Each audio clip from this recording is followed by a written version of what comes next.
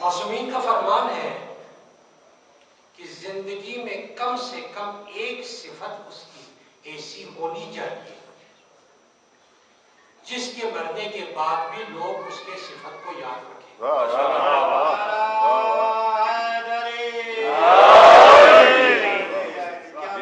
خداوند عالم اسی ایک صفت کو ذریعہ بنا کے اسے نجات دیتے. عجیب سی مجلس پڑھنے لگا. جی بسم اللہ. کیونکہ میرے خود آپ سب جانتے ہیں میں جب تک ممبر پہ نہیں آتا موضوع میرے ذہن میں نہیں آتا. ایک سوال پوچھ رہا ہوں. ہم ہمیشہ پنجتن پاک کہتے ہیں.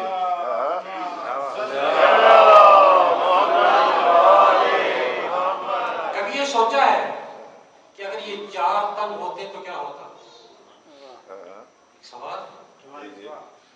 اگر یہ 6 تن ہوتے حدیث قصہ میں 5 تن آئے.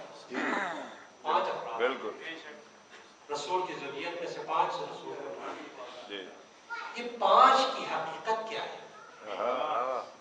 یہ 5 ہی کیوں جمع ہوئے حدیث قصہ میں؟ اور خداوند عالم نے تمام کائنات کے خلق کرنے کا اصل وجہ یہ 5 کو بتا. 4 بھی ہو سکتا تھا, 5 بھی ہو سکتا تھا. انتہائی مختصر تقریر اس کا آدھا ہوگا انشاءاللہ. بسم اللہ الرحمن الرحیم قل هو اللہ عربی میں ضمائر ہوتے ہیں، جیسے جو عربی کے باریکیوں سے جانتے ہیں وہ جانتے ہیں، جیسے حاضی، یہ ہی جو ہے یہ ضمیر ہے، کسی کی طرف اشارہ. جعلتہ، یہ ہو ایک اشارہ ہے. یہ سر 72 ضمیر، اس کو علم ادبیات 2 حصوں میں تقسیم کرتے ہیں. ایک کو ضمائر کہتے ہیں، ایک کو ضمیر شان کہتے ہیں. انشاءاللہ مشکل نہیں ہے، بہت آسان تقریر ہے، مشکل تقریر کرنے میں خود نہیں جانتا. ان تمام ضمائر کو تقسیم کیا 2 حصوں میں، ایک ضمائر اور ایک ضمیر شان. فرق کیا ہے؟ باقی تمام ضمائر جملے کے بعد میں آتا ہے، جیسے جعلتہ حاضی آخر میں آتا ہے. ضمیر شان پہلے آ کر بعد میں آنے والے کی تعریف کرتا ہے. ضمیر باقی ضمائر اور ضمیر شان میں فرق یہ ہے. خدا کی وحدانیت کا سب سے بڑی دلیل، سب سے بڑی دلیل کیا ہے؟ اگر کوئی کہے خدا کی دلیل کیا ہے، توحید کی دلیل کیا ہے، رب کی دلیل کیا ہے،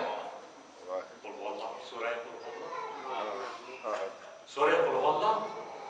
سورہ قل ہو اللہ میں ایک جملہ بتا رہے ہیں، اے میرے حبیب کہہ دو، قل کہہ دو، ہوا وہی رب، وہی خدا. انشاءاللہ مجھے کوئی، کیونکہ اتنے بڑے بڑے یہاں پہ علماء جاننے والے بیٹھے ہوئے، علم دوست بیٹھے ہوئے کہ میں کم پڑھا ہوں. کہہ دو قل هو اللہ، وہی اللہ. مجھ سے کہہ دے کہ مجھ بھی کہہ دو وہی خدا. میرے پیدا ہونے سے پہلے کیا میں نے خدا کو دیکھا؟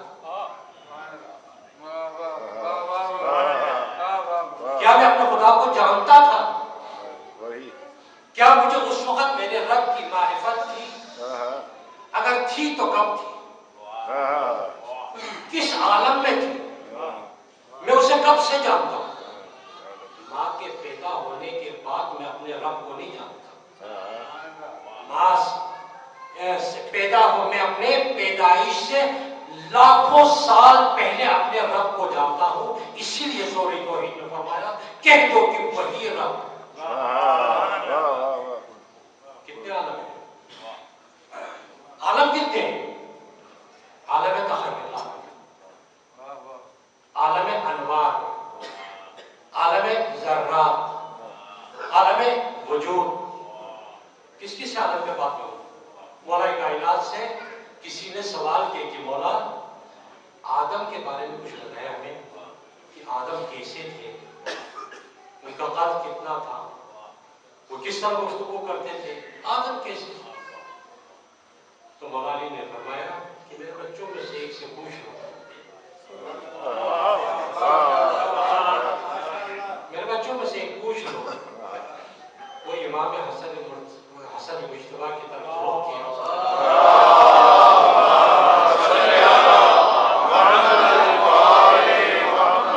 عرض کی کہ مولا آدم کے بارے میں مجھے کچھ بتائیے. امام حسن مجتبیٰ 5 سال کی عمر ہے.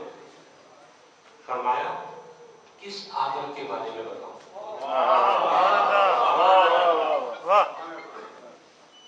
عرض کی کہ مولا آدم کے بارے میں بتائیے. امام نے فرمایا کہ کس آدم کے بارے میں بتاؤں؟ عرض کی کہ مولا کتنے آدم ہیں؟ امام نے فرمایا ہزاروں نہیں بلکہ لاکھوں آدم ہیں، لاکھوں عالم ہیں. خداوند عالم نے قل هو اللہ احد سورہ توحید کو پہلے رکھ دیا. کہہ دو قل کہہ دو ہوا وہی رب وہی خدا هو اللہ وہی اللہ احد اس جیسا کوئی نہیں. ختم میری تقریر ختم. کہہ دو کہ وہی خدا قل هو اللہ احد وہ یکتا ہے وہ ایک نہیں ہے وہ یکتا اس جیسا کوئی نہیں. قل هو اللہ احد اس جیسا کوئی نہیں ہے. اللہ الصمد کسی کا محتاج نہیں.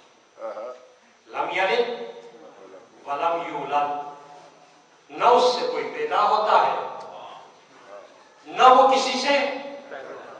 ولم یکن لہ کفوا احد لم جازمہ ولم یکن لہ کفوا احد کوئی بھی شخص کوئی بھی اس کا ہم کف نہیں ہو سکتا. موصوف ایک ہے اللہ. احد صفت اول. کہہ دو کہ اللہ احد ایک ہے یکتا ہے صفت اول. اللہ الصمد صفت ثانی. لم یلد صفت ثالث. ولم یولد صفت چہارم. ولم یکن لہ کفوا احد.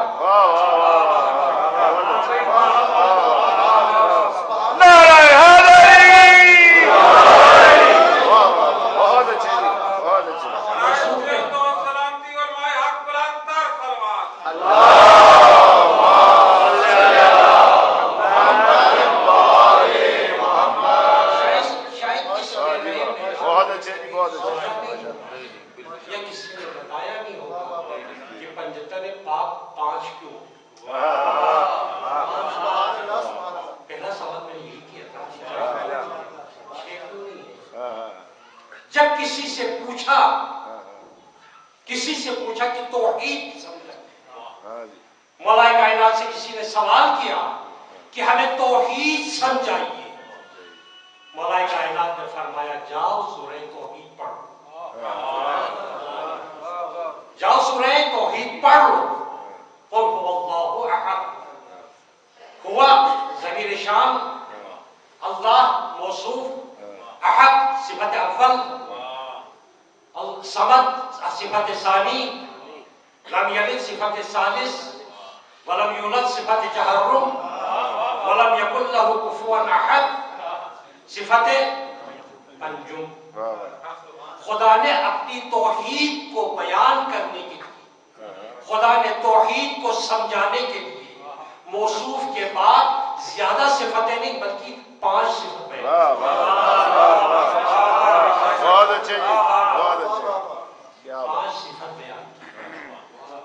اور جبرائیل امین نے سوال کیا ومن تحت کیا بات ہے. جبرائیل امین نے سوال کیا ومن تحت الکسا. شاید اس دن ممبر پہ بھی اس کو اسی بات کی گفتگو ہوئی تھی. تھوڑی سی تشریح کرتے ہیں. جی ومن تحت الکسا تحت کسا میں کون ہے؟ کیا جبرائیل واقعی نہیں جانتے تھے؟ اگر جانتے تھے تو یہ کیا مذاق کر رہے تھے خدا سے؟ کسی کو پہچانوانے کے 2 طریقے ہوتے ہیں. ایک سوال جب پوچھا جاتا ہے تو اس میں 2 طریقے ہوتے ہیں. ایک سوال لا علمی کو دور کرنے کے لیے ہوتا ہے. مثال کے طور پر میں پوچھتا ہوں کہ نجو بھائی وہاں کیا ہے؟ میں پوچھتا ہوں باہر کیسا موسم ہے. میں پوچھتا ہوں یہ گاڑی کس کی ہے. میں پوچھتا ہوں یہ بچہ کس کا ہے. میں کہتا ہوں ایسے صفت والا شخص کون ہے. لا علمی میں پوچھتا ہوں مجھے علم نہیں ہے اس کے بارے میں اس لیے پوچھ رہا ہوں. جبرائیل تو ہر روز اس در پہ آتے تھے. جبرائیل کا تو آنا جانا لگا رہتا تھا. خدا اور رسول کے درمیان امین جبرائیل امین ہی ہے. تو جبرائیل کو کیا نہیں پتا تھا؟ تو پہلا سوال لا علمی کو دور کرنے کے لیے، حصول علم کے لیے ہوتا ہے پہلا سوال۔ دوسرا سوال لا علمی کو دور کرنے کے لیے نہیں ہوتا، بلکہ اس کے علم کو اجاگر کرنے کے لیے۔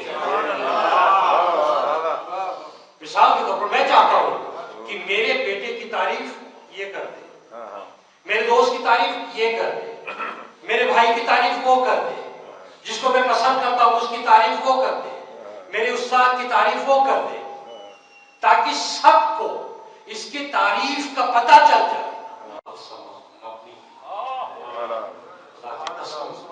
ان کو بنانا مقصود نہ ہوتا تو نیلے آسمان کو خلق خلق السماء مبنیہ ولا مدعیہ، میرے ذات وجود کی قسم، ذات الہی کی قسم، اگر یہ پانچ نہ ہوتے تو اس زمین کو، اس زرخیز زمین کو نہ خلق السماء مبنیہ ولا مدعیہ ولا قمرا منیرا، خدا کی قسم، اپنی ذات کی قسم، نہ آسمان کو بناتا، نہ زمین کو بناتا، نہ سورج کو خلق کرتا، نہ ستاروں کو بناتا، تمام کائنات کو نہیں بناتا اگر یہ پانچ مقصود رب الہی۔ تکبیر، اللہ اکبر،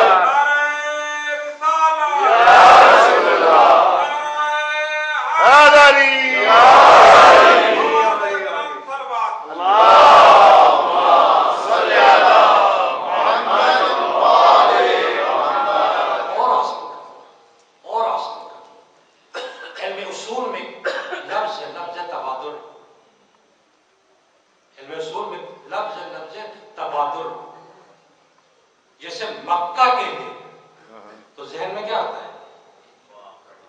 وہی خانہ کعبہ آتا ہے، اور وہاں کے مارکیٹ تو نہیں آتا، خورمے تو نہیں آتا۔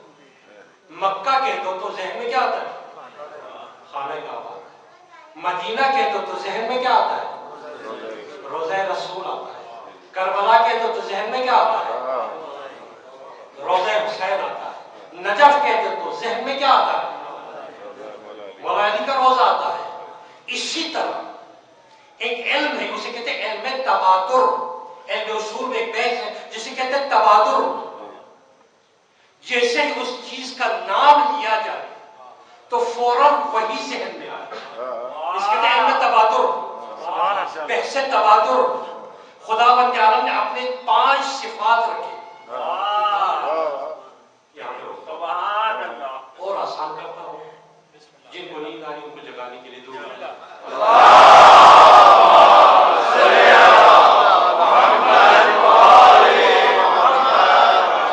بحث مشکل نہیں ہے، اور آسان کر دیتا ہوں۔ جملہ یہ تھا کہ پنجتن 5 پنجتن کیوں 5 خدا کی صفات کتنے تھے؟ 5۔ سورہ توحید تو پتہ چل گیا، اور وہ اللہ احد، اللہ الصمد، لم یلد ولم یولد ولم یکن لہ کفوا احد۔ لوگ نہیں پہچان سکے یہ احد کیسا ہوتا ہے، لوگ نہیں پہچان سکے کہ یہ احد کیسا ہوتا ہے، یہ صمد کسے کہتے ہیں، لم یلد کیسا ہوتا ہے، ولم یولد کیسے ہوتا ہے، ولم یکن لہ کفوا احد کیسے ہوتا ہے، نہیں پہچان سکے۔ خداوند عالم نے حدیث قدسی میں فرمایا تھا انی کنت کنزا مخفیا،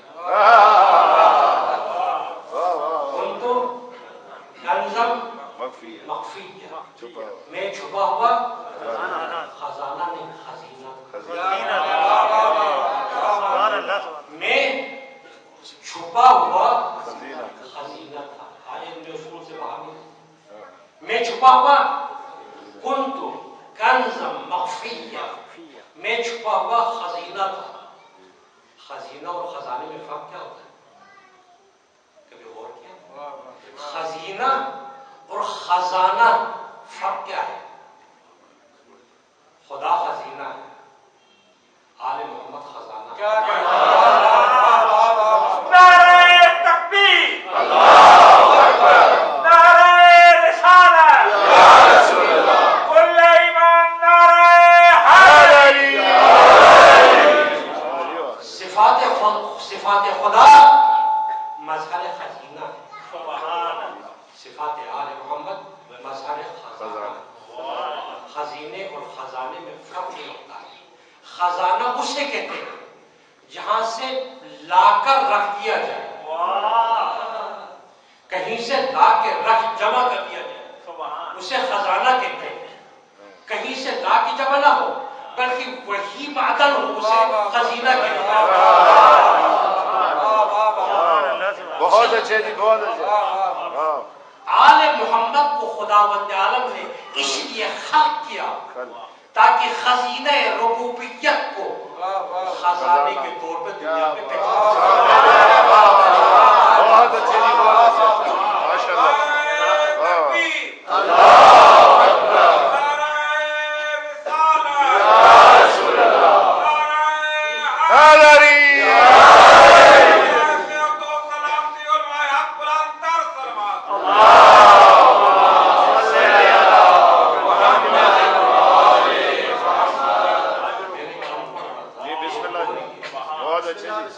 خدا نے فرمایا تھا کنت کنزا مخفیا, میں چھپا ہوا خزینہ, میں چھپا ہوا خزینہ.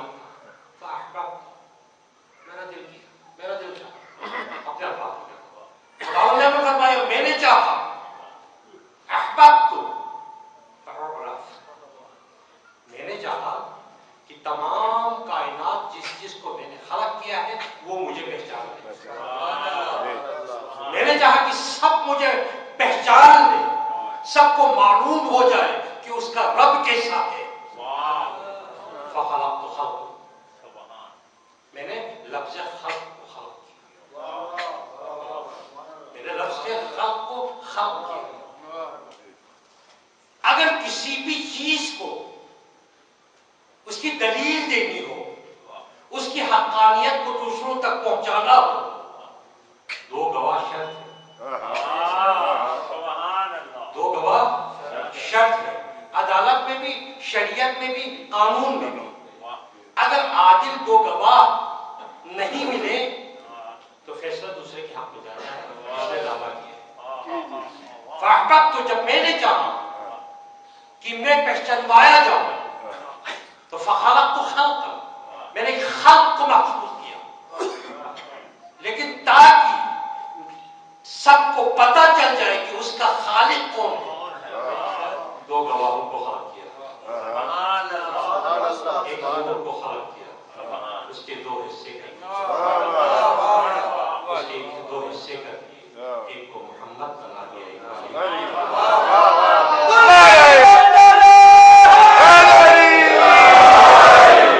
محمد بنا دیا, ایک کو علی بنا دیا. ایک پر عہدہ نبوت عطا کر دی اور ایک کو عہدہ امامت عطا کر دی. کیوں؟ تاکہ گواہ بن جائے تمام کائنات کے خلق سے پہلے, کائنات کو خلق کرنے سے پہلے نہیں, صرف پہلے نہیں بلکہ کائنات کو خلق کرنے سے 9 لاکھ سال پہلے خداوند عالم نے سب سے پہلا وجود جو بنایا ہے وہ محمد مصطفیٰ اور علی کی ذات ہے.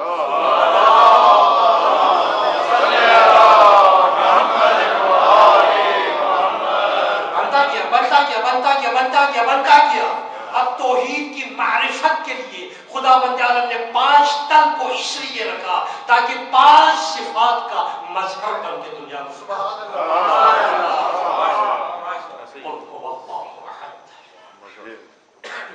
کہہ دو کہ اس جیسا کوئی نہیں. بہت ساری شاعروں کو سنا ہے, اس طرح واضح نہیں ہو رہا ہے شعر. قل هو اللہ احد, وہ یکتا ہے, اس جیسا کوئی نہیں. ملا باشی علیہ الرحمہ, خدا اس کے درجات کو بلند کرے, ملت تشیع کا ایک عظیم نام ہے. وہ شاعر ہے جس کے بند پہ, جس کی کتابچے پہ مولا کائنات نے خود مہر لگایا. اس کے وقت ایک جملہ جس طرح میں نے کہا تھا کہ قل هو اللہ احد, اس جیسا کوئی نہیں ہے. مثل تو جو شبہ ایزد در ہما عالم محال. مولا کائنات کی شان میں کہتا ہے مثل تو جو شبہ ایزد در ہما عالم محال. علی تیری مثال میں کہاں سے لاؤں؟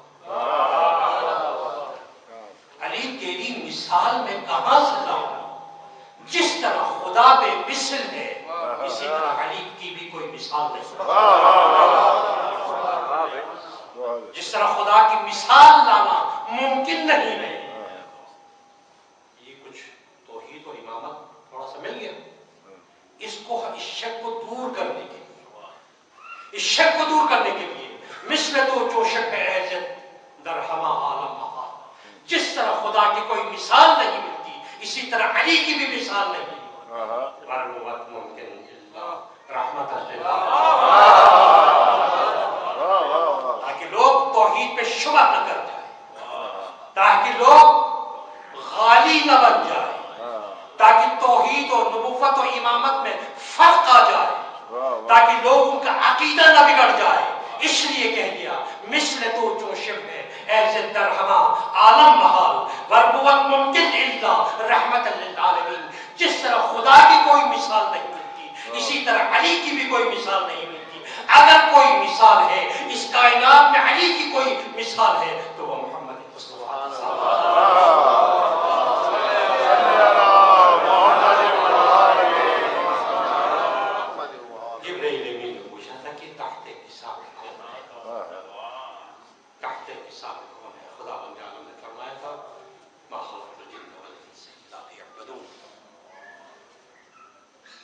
پوری کائنات کو عبادت کے لیے بنایا اور آل محمد کی عبادت کو دیکھ کر عبادت کرو تاکہ تمہیں توحید سمجھ میں آ جائے.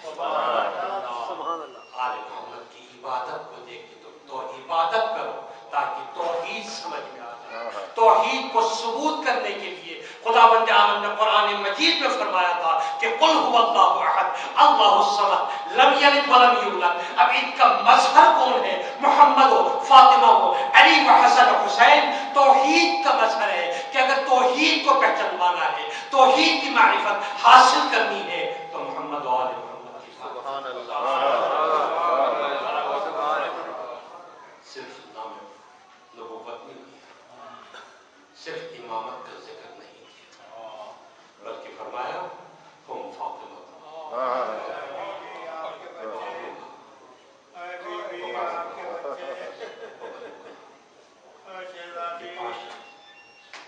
کائنات حضرت زہرا کے صدقے میں,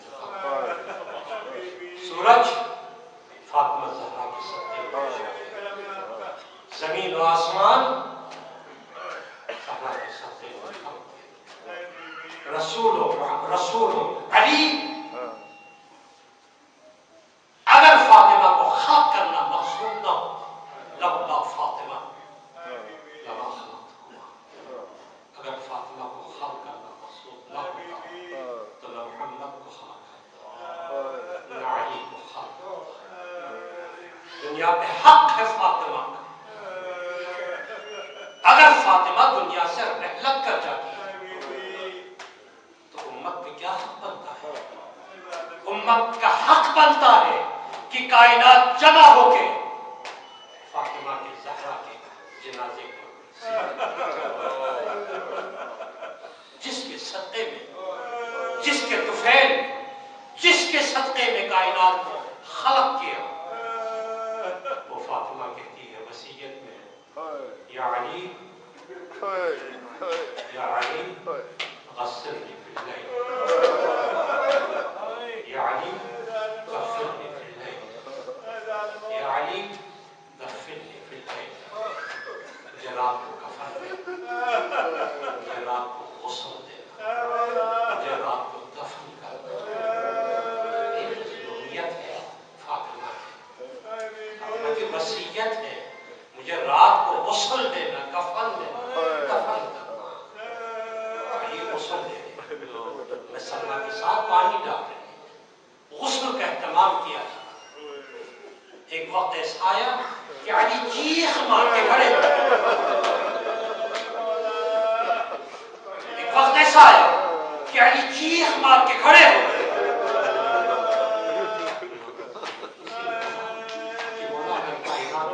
سوال ہوتا کہ کائنات کا سب سے صابر کون ہے؟ علی نے تمہیں دکھاتا. کائنات کا سب سے صابر علی ابن ابی طالب کو دکھاتا. لیکن اتنی بے صبری علی نے فرمایا دیکھ لو خدا کی قسم جب سے فاطمہ دربار سے آئی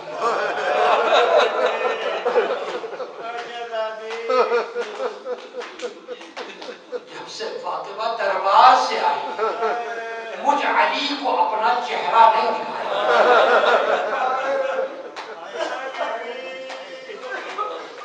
جب سے دربار سے آئی مجھے اپنا چہرہ نہیں دکھایا تھا.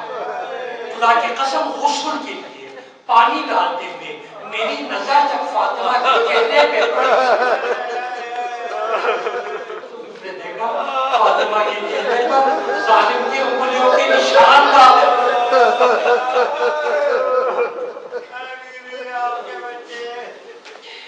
جس کے لیے کائنات کو خلق کیا قبر پہ اتارتے ہوئے بولا کائنات کے ہاتھوں میں حضرت فاطمہ کا جنازہ ہے.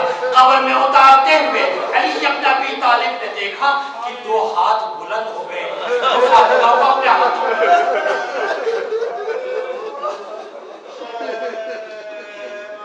فاطمہ کو اپنے ہاتھوں میں لے. علی نے ان ہاتھوں کو پہچان لیا کہ یہ ہاتھ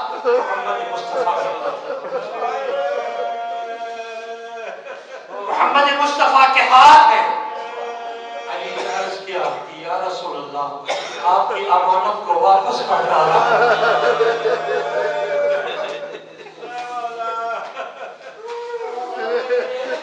علی نے عرض کیا یا رسول اللہ آپ کی امانت کو واپس پلٹ رہا ہوں.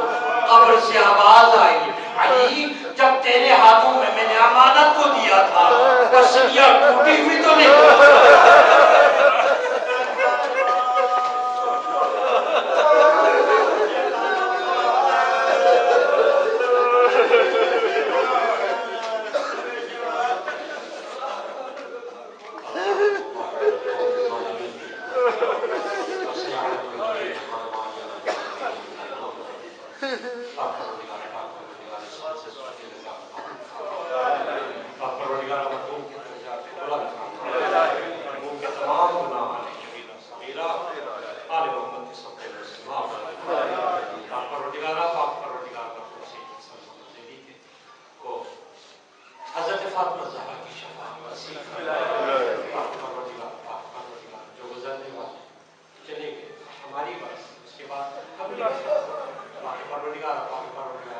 ہمارے لیے لیلۃ الدفن ہم پر آسان ہمارا خاتمہ بالخیر.